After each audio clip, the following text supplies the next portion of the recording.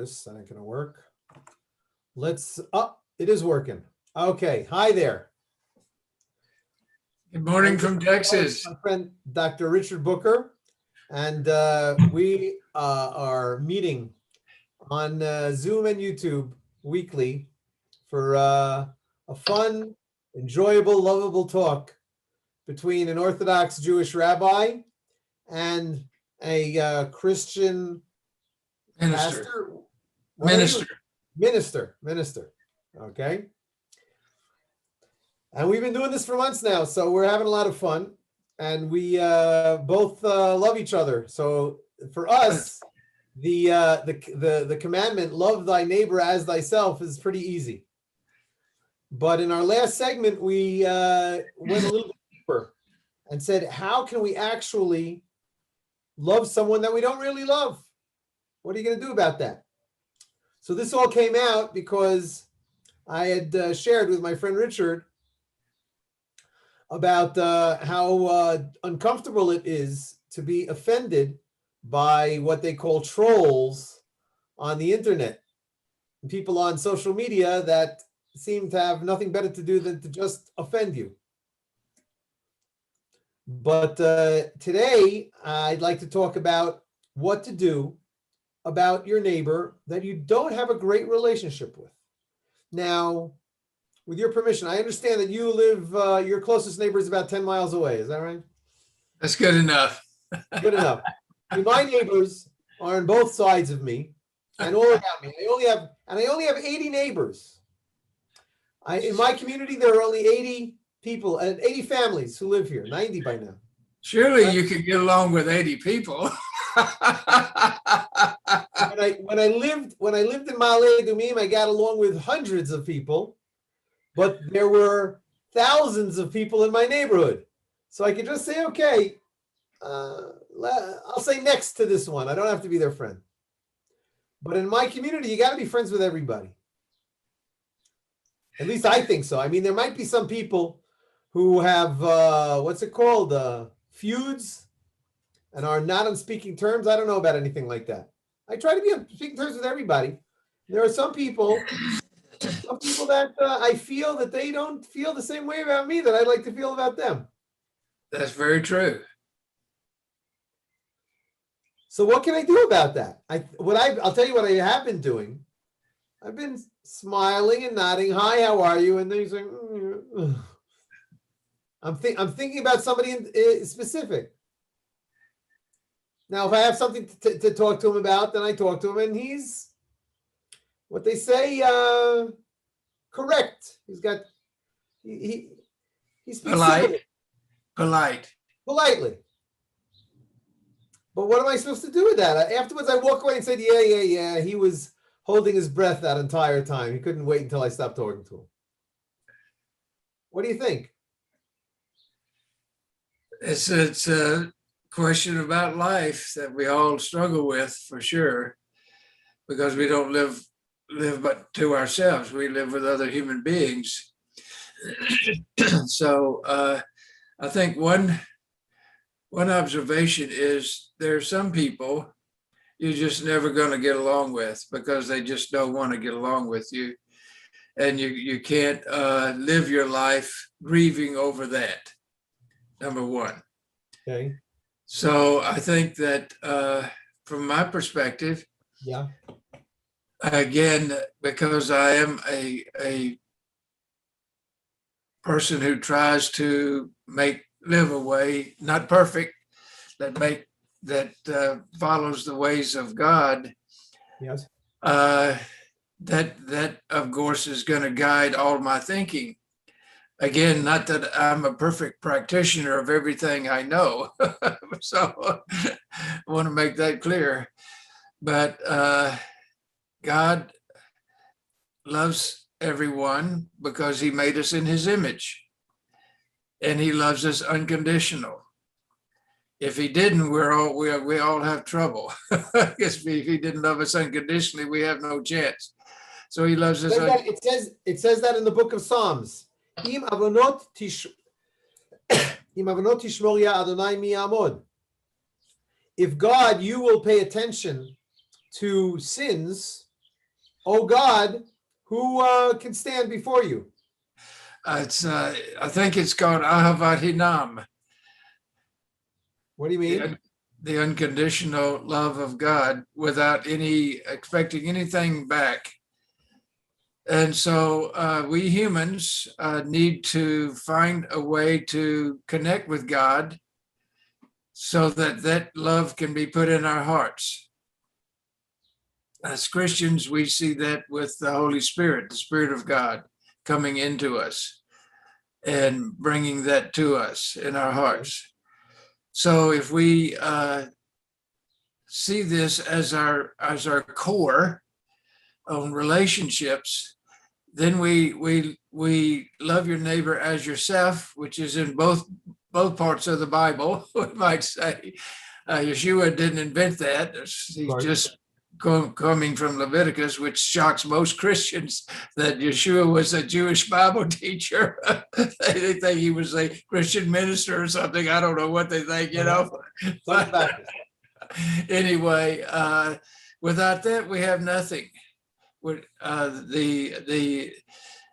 the New Testament, the Saul of Tarsus, who the world knows as the Apostle Paul, Yes. was a very religious zealot, almost like he was a terrorist, really religious terrorist. But he wrote the biggest chapter on love in the New Testament, in 1 Corinthians chapter 13. It's all about love. So he had some kind of transformation that he talks about that changed his life from being this holy terrorist to a person of love. Mm-hmm. So this is beyond our natural abilities to do. We need God to help us. So when we look at our neighbor, we can think, this person is different from me. They have a different upbringing. They have a different life. They see things differently. They have different problems, different struggles. Their perspective on, is it A or B? I think it's A. That person thinks it's B. So I need to start with the understanding that this person is not me. This person is different. They see things differently. So how can I see the world from their point of view? And what can I do? Know what their point of view is? Huh? How can I even know what their point of view is? How can you know? Yeah. You have a relationship with them. You find ways to be a blessing to them. You think, what is it that they need in their life that I can help them with? Just without being the big helper, just by being there for them. And being sensitive to their life, their problems, their issues, their family issues. What is it that's troubling them? Wait. They have a front door. Are you suggesting that I peek through and see what their problems are? No. You have putting up a good facade. Everybody. Nobody wants. You have a falafel with them, and you engage a conversation with them. And God gave us one mouth and two ears for a reason. So we can't learn anything when we're talking. So we ask questions and encourage in a way that encourages the person to tell us about themselves. And but I have all those. In other words, you're saying that I should reach out and say, okay, here are the 90 families in my community. Here are the ones that I have a good relationship with. Let's not bother with them. Here are the ones that I have a bad relationship with them. I want to now spend all my time trying to make appointments with them to have a falafel with them, which not all of your time, no, but you will need to work it into your life somehow in ways that can work for you, being the steward of your time and your life. And do what you can. You're not always going to be successful. That's, but to do what you can to be a blessing to the people who you have struggled with. What is this to be a blessing to? What? They seem to be okay. Just the opposite. They seem to be quite successful in life. They seem to be too busy for me. I don't think that they don't like me. I just think that they're not very social people, and they have their own friends. They say, I got my, they say, they don't tell me this, but de facto, I see them talking with with their same friends all the time. And with me, they sort of like go, but that's okay. I mean, I think that's okay, but is it okay? Are you suggesting, hey, Moshe, I'd love to have a cup of coffee with you. When can we do that? That's Well, what's wrong.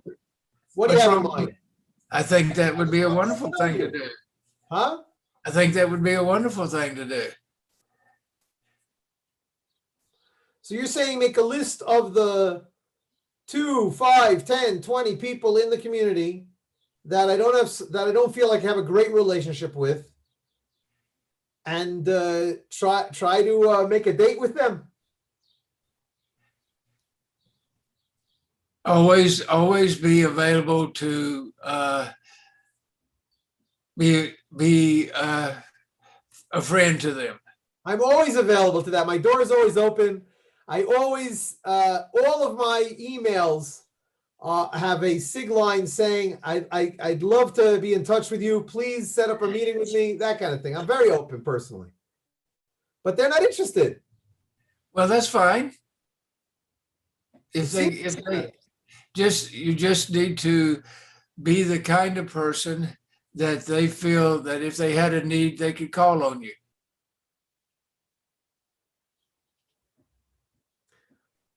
Are you? Is this what my command? What I am commanded to do, as in love thy neighbor as thyself, or is this what I am commanded to do in order to achieve a great commission?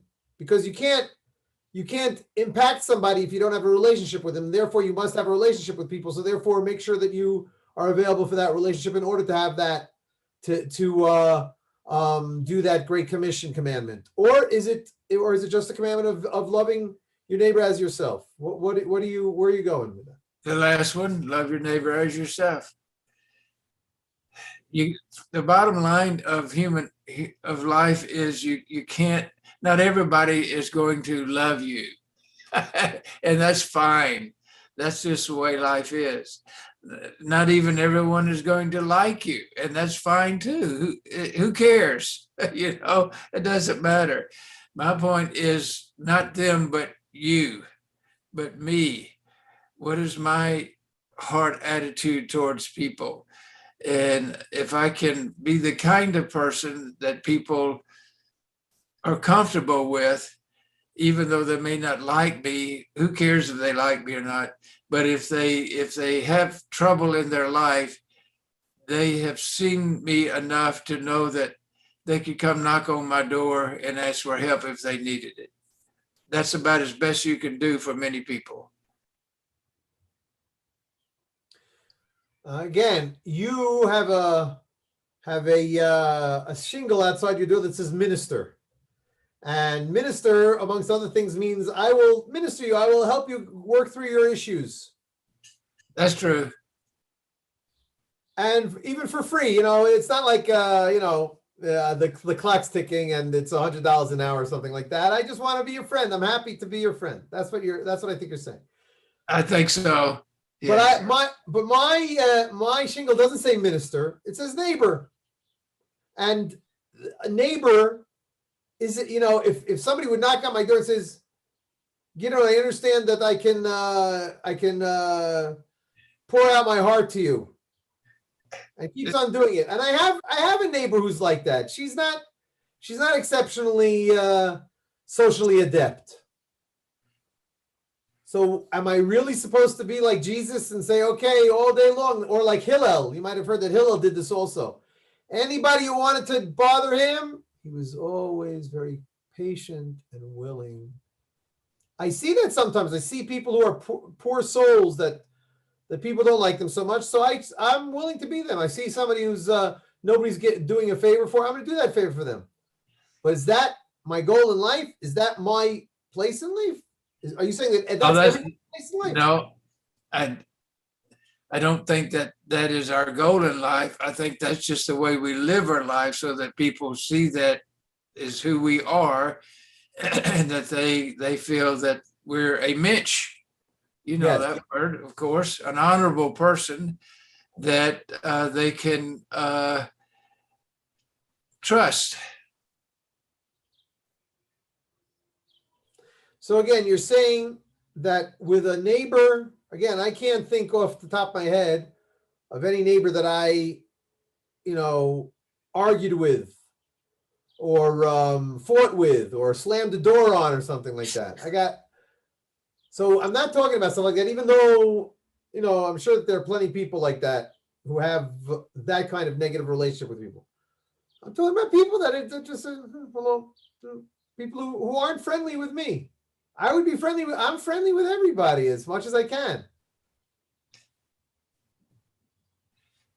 You're never going to have everybody want to be your friend. That's not my point.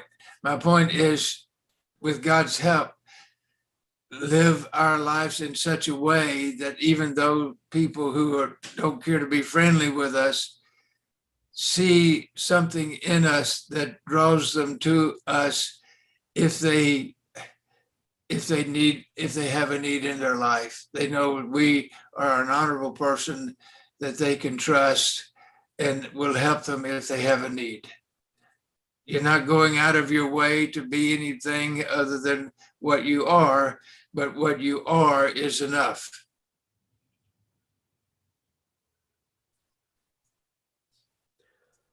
Again, you don't know me that well. You don't know me for years, but I really think that that's what I'm available for. My door is always open, and my email and every email has all the different ways that you can contact me. And if somebody contacts me, the first thing I say is, "Oh, hi, how can I help you?" Very good. Then you're loving your neighbor as yourself. I'm trying. I know it's working with human beings is our big challenge. But you're saying people who don't respond to my shingle, okay, can't be everybody's friend. Not everybody's going to have a relationship with. That's very true. But live your life in such a way that if they decide that they needed to connect with you in some reason, they would think that you are an honorable person that they can connect with. Okay.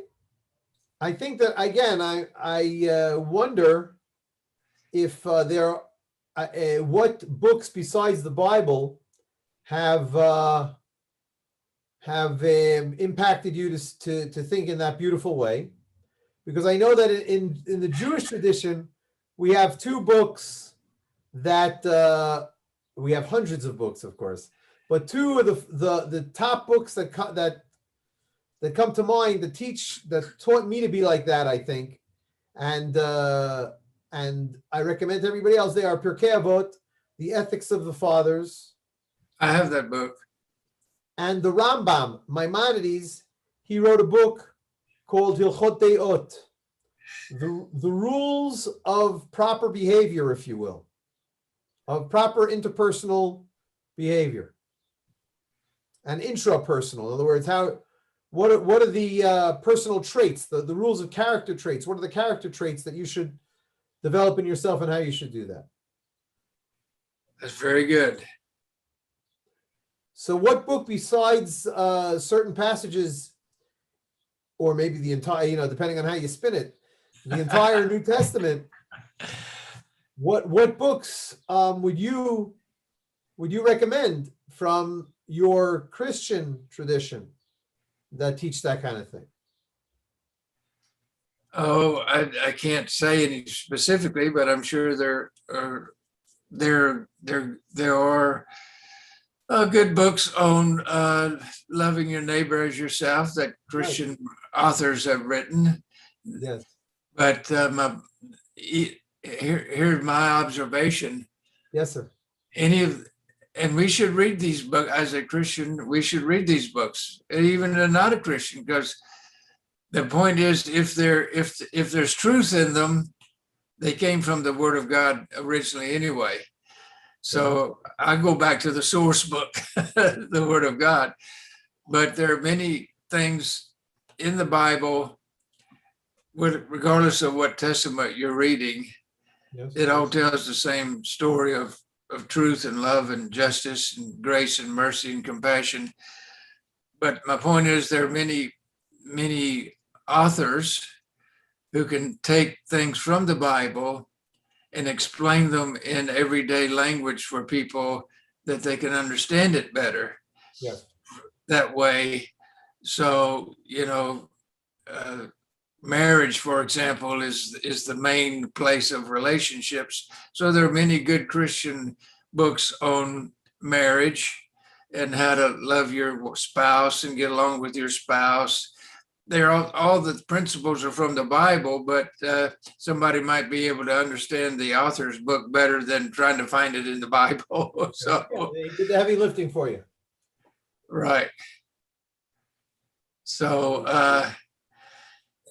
life is a challenge, but with God's help, we want to end the day with the phrase, "Well done, good and faithful servant." That's the Christian hope, that when we stand before God at the end of our lives, this is what he will say, "Well done, good and faithful servant." Is that from the Bible, that phrase? Well done, good and faithful servant. This is for every true Christian believer. This is the hope and goal that we have. Well done, good and faithful servant. Matthew 25:23 or 25:21. So we often fail in living up to that, but this is why we need the grace and mercy and forgiveness of God to help us in our lives. I'd like to encourage our viewers, if they aren't doing this already, maybe you are already doing that, to think of that phrase every night before you go to sleep. Well done, good and faithful servant. Very good. And to think, what have I done today that would merit me, God saying that for me today? How have I been a good and faithful servant today?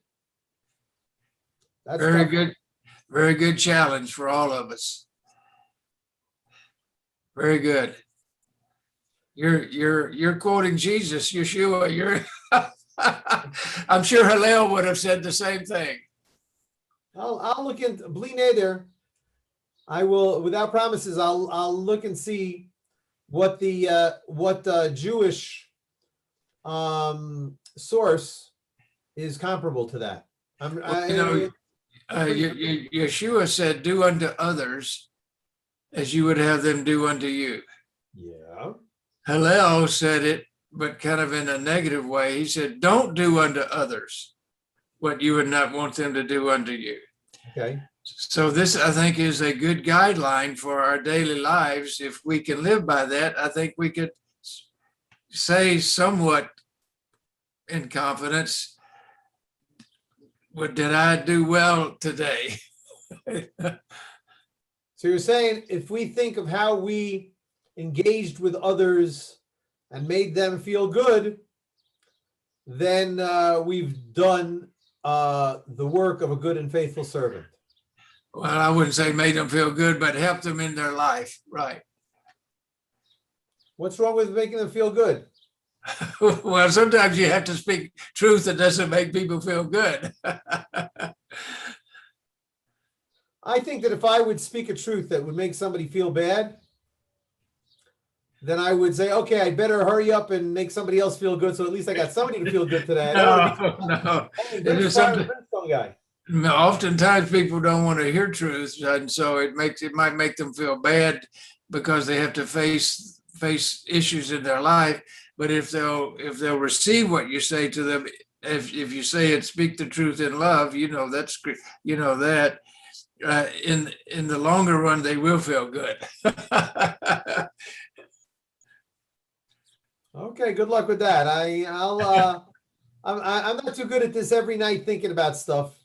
Maybe I'll try it now. Well done, good and faithful servant. Would that be okay if I'd end every day meditating on Jesus's words? Would that be okay? You'll have to ask your rabbi if that's okay for you to do that. I'm old enough that I ask my rabbi every day. I got a rabbi that he'd probably say, sure, sounds like a great idea. I don't have to spin it that way. I say, what do you think if I would use a phrase that says, did I do something that God would say I've done a good job today? Is that a good thing to think about? He would say, absolutely. Well, how about this phrase? I heard it. Somebody told me, well done, good and faithful servant. Oh, that sounds great. You do that. Yeah. You're a very wise man. It says in the Pirkei Avot, in the Ethics of the Fathers, just as it is a commandment to say that which will be heard, it is a commandment to refrain from saying that which will not be heard. Very good. Very good. Very good. It's very wise. Very wise. You're a very wise man. My friend, thank you very much. You've made me feel better. I love you from Texas. And like I said, we won't be meeting next week because I will be hanging out with my family. But have fun. We'll be in touch before then. And on the 2 weeks after that, let me just check the calendar. 1 second. Today is the 15th. Next week, like I said, is the 22nd. We're not going to be there. But we're already scheduled for the 29th of June. Very good. Shalom. Have fun. Have a great day. Have fun with your family, and please tell your family there's a Christian family in Texas that loves them. Let's see what happens if I do that. All right.